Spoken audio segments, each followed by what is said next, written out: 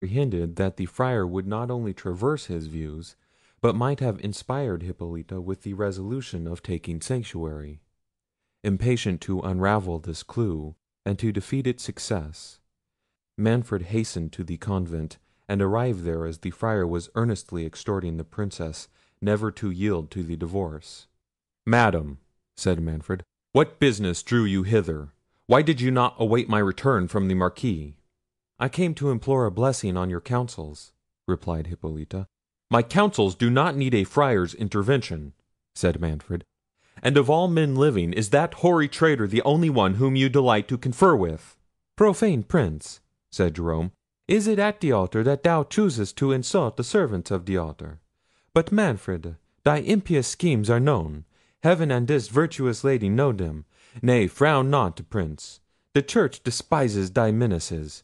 Her thunders will be heard above thy wrath.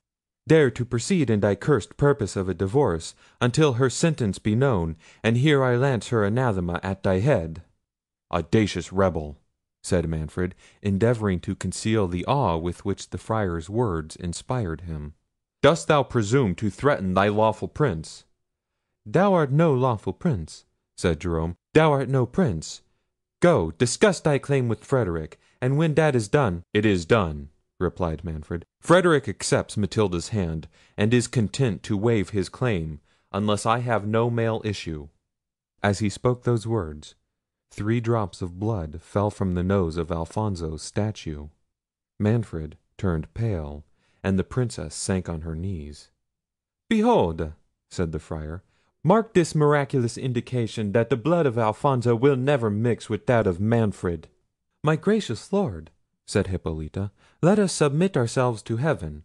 Think not thy ever obedient wife rebels against thy authority. I have no will but that of my Lord and the Church. To that revered tribunal let us appeal. It does not depend on us to burst the bonds that unite us. If the Church shall approve the dissolution of our marriage, be it so. I have but few years, and those of sorrow, to pass. Where can they be worn away so well as at the foot of this altar, in prayers for thine and Matilda's safety?" "But thou shalt not remain here until then," said Manfred. "Repair with me to the castle, and there I will advise on the proper measures for a divorce.